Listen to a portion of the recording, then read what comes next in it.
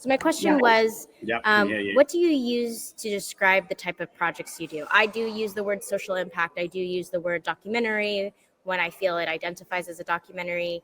I'll use the words immersive and interactive.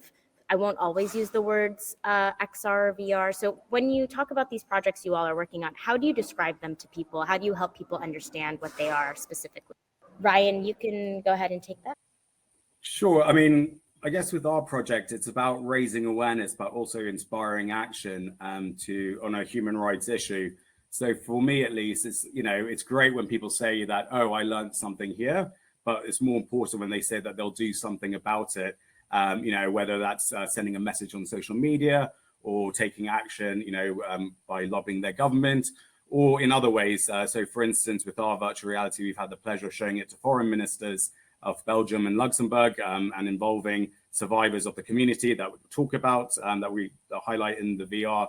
And it was great to see one of the foreign ministers go to Iraq and speak and visit the survivors in their refugee camp. So, in those ways, that's great. How yeah, we can really I'm see thinking the about the impact project about nuclear weapons that I'm currently working on. And one of the things we really think about in the impact campaign strategy is we think about how we get it to people who can really create that policy change. We target both grassroots organizers who are working from the ground up to create change, but we also work with policymakers from the top down who are working to create change from where their positions of power are. And I think that's a really important part of how you mobilize an experience for change.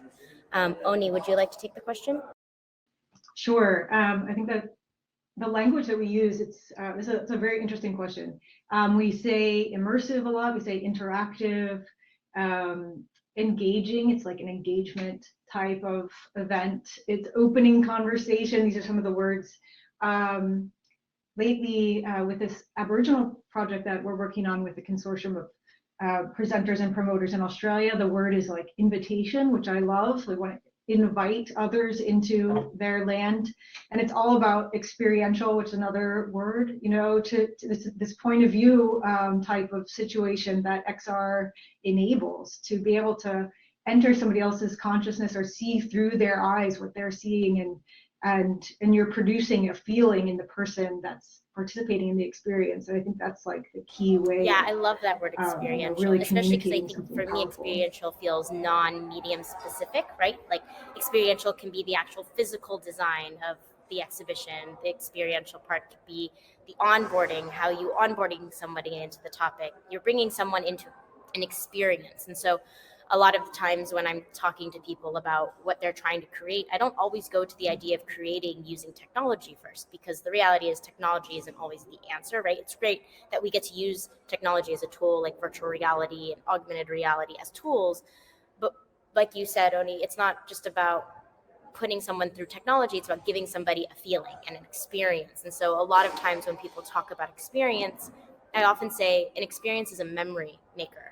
Right? What you're trying to really do is create a memory in somebody, because that memory is what will continue to allow them to share what they experienced with other people. That memory might spark them to change their behavior. That's what we start to call a transformative experience, is when you not only create a memory, but you create behavioral changes from those memories you've created. So I think a great example of that, Ryan, is when one of those politicians actually visited, or policymakers actually visited Iraq after watching the experience.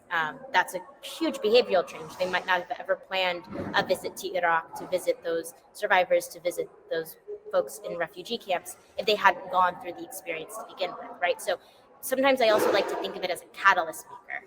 We don't know exactly what the right ingredients are, right? We don't know what the right ingredients are for the people entering into the space, but all we can do is create the environment for the catalyst to begin and start, and the environment for a spark to happen.